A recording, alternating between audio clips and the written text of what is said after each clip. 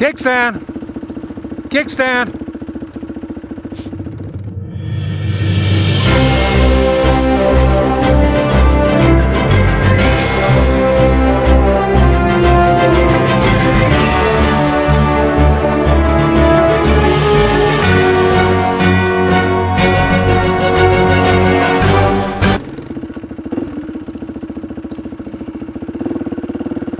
Yeah, we had to cut another log out of the road.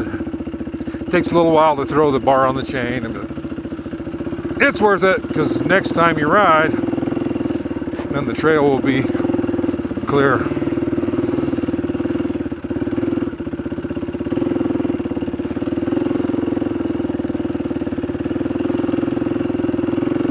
Yeah, this trail's supposed to be like 3 miles. And according to my odometer, we've gone 2.3, so about another 3/4 mile, we should be down the gravel road.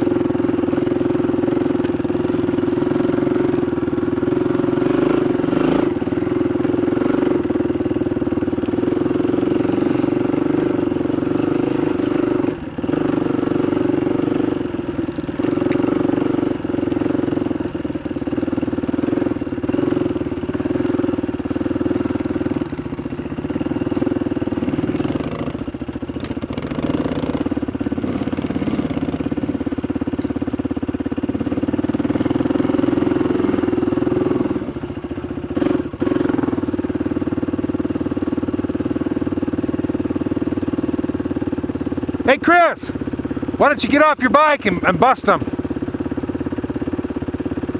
Let Braden go ahead and he can get by it. It's on them wet round rocks.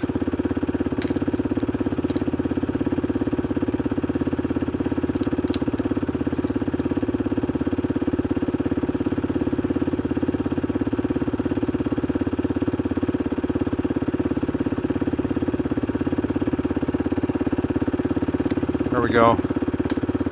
Hey, got her.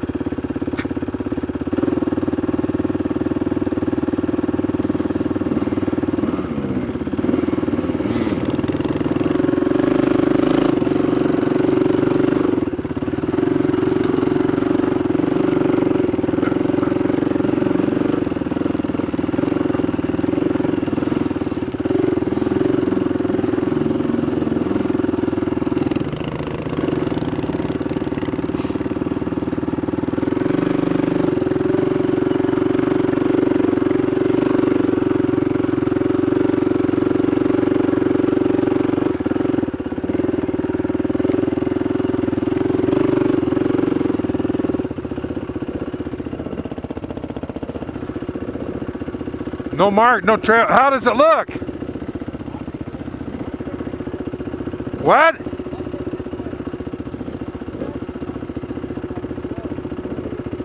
Yeah, I don't know. I'd take the most well-worn trail.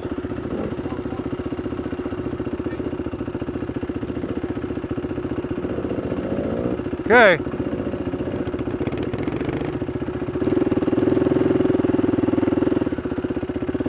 Don't know which trail to take. I don't either.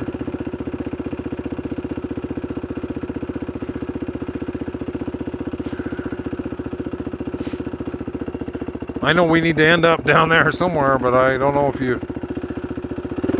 What the heck? We can always turn around and come back up. Looks pretty well, like a pretty well-worn trail.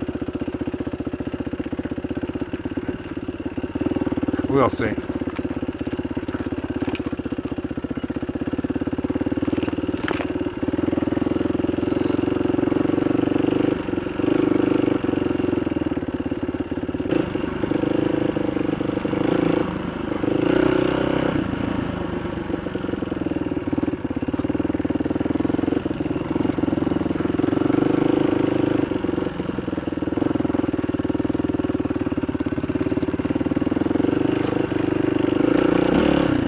Careful, careful.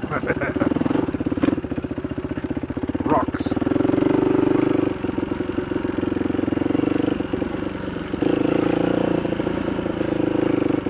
yeah, every time we come around through one of those little draws, I would think, well, yeah, we're going to drop down this one, you know. But that hasn't been the case. We just keep heading east, but we got to be getting close. I'm really kind of pleased with the performance of the XR200. She's a 1982, and it's the XR200R. They came out with that in 1980 with the ProLink suspension with the single rear shock. The suspension on this bike is completely wore out. It's non-functional. It's softer than a pillow. I've been trying to find a rebuild kit and nothing, nada, because see, they only used that shock for like 3 years, 80, 81, and 82. Then in let's see, or I could be off a year, but anyway, then they went to I believe this. What does this bike have? Like 9 inches of suspension. Then they went to 10 inches and a different shock, monoshock on the rear, which had the two adjusters, 2 clickers. So you could, you could set your preload on your spring. Then you could set your sag and rebound, I guess they call it. I don't know. Whereas this particular bike just had the one clicker on the bottom. So anyway, I found a used shock on eBay for $100. So it's here. I just haven't had time to put it on. I'm going to put that on, reseal the front forks, maybe change the springs or shim them a little bit, and then I'm just going to put some thicker oil in there for my weight, you know, because I think I weigh about like 230, so set it up for like 200, and then a little bit lighter guys can ride it, or I can ride it.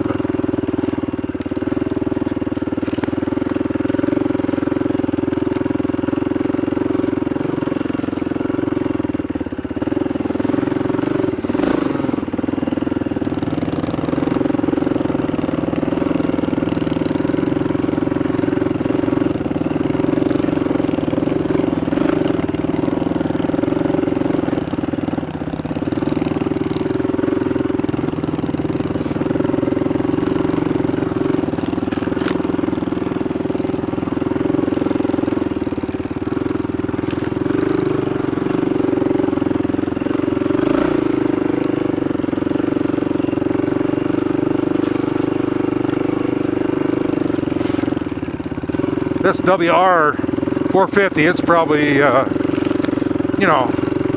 think the nicest bike for if you're going to ride desert riding where there's a lot of sand and stuff. It's got the torque. It's got the recluse. It's, if you're a little bit taller rider too, it would be really easy to handle. I'm a little, pretty short on the legs there, so it's just a little tall for me, not bad. The KDX is much more comfortable for me as far as height, and then it feels so much lighter. But it's, it's just all about kind of getting used to the bike to where you know what the bike can do and what you can do.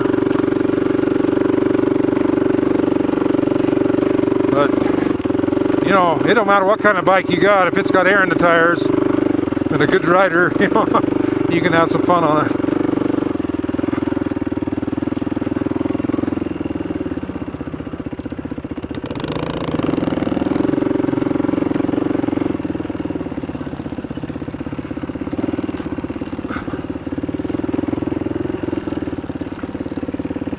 Big old snowbanks over there still on the north side.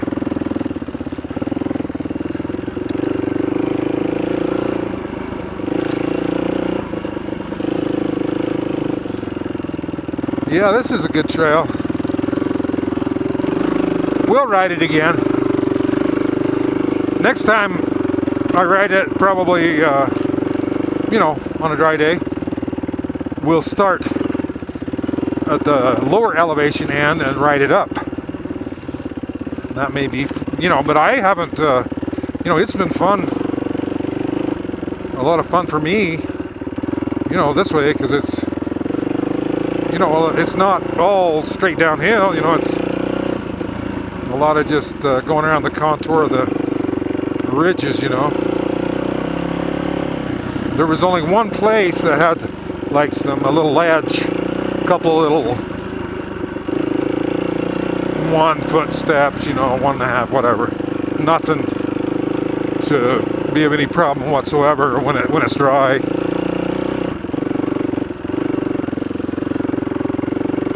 Yeah, them guys, I guess I'm just riding along here jacking my jaws and they're going. Of course, Braden is he's almost 16. He's a better rider, a lot better rider than I am. Probably always will be. He's fun to ride with.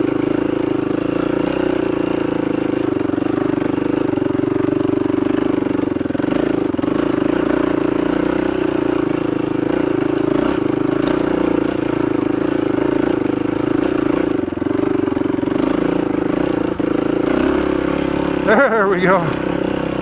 Yeah, I get headed up those hills. My wrists, my hands go numb. You guys good? Okay, let's vámonos.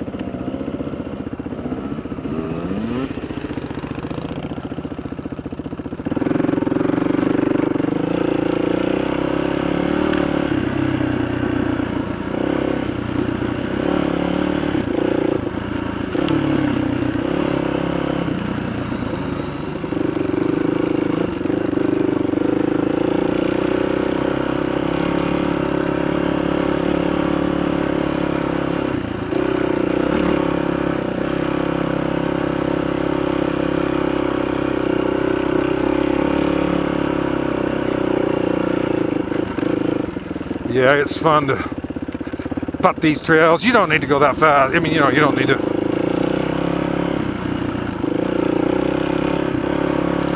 Try to tear the trail up, and you never know when a tree's going to step out in front of you.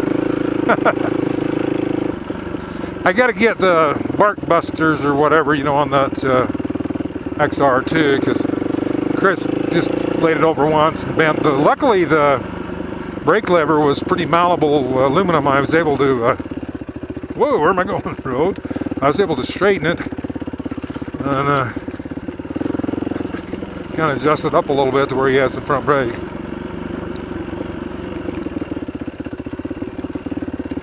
Yeah, there we go.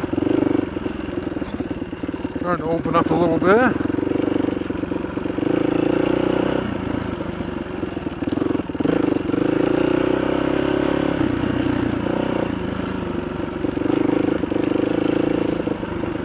Yeah, there's just something about riding in the dirt that's fun. It's fun to, ever since we were little kids, it was fun to play in the dirt.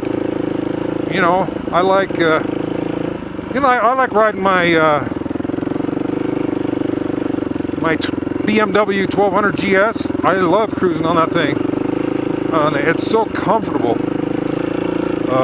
on any kind of road, but it's just kind of fun to get something that's light enough that you can putt around, see some new country. It's relaxing. It's good exercise, it's especially for the mind.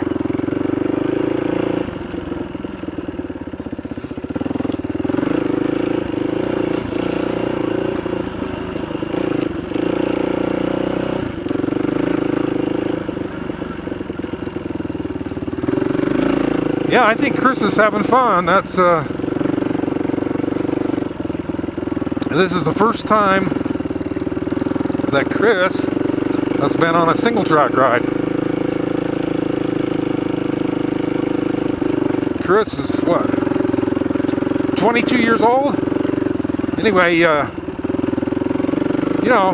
the kids were growing up, we had a couple old dirt bikes we'd ride around the farm, moving sprinklers, doing irrigation or whatever, but that was it. We never did go out and ride because we were always busy working.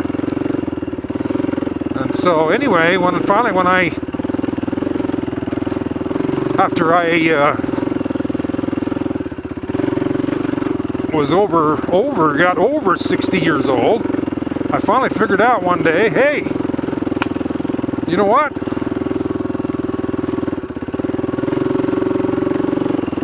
No matter how hard you work, how many hours you work, you're never going to get your work all done.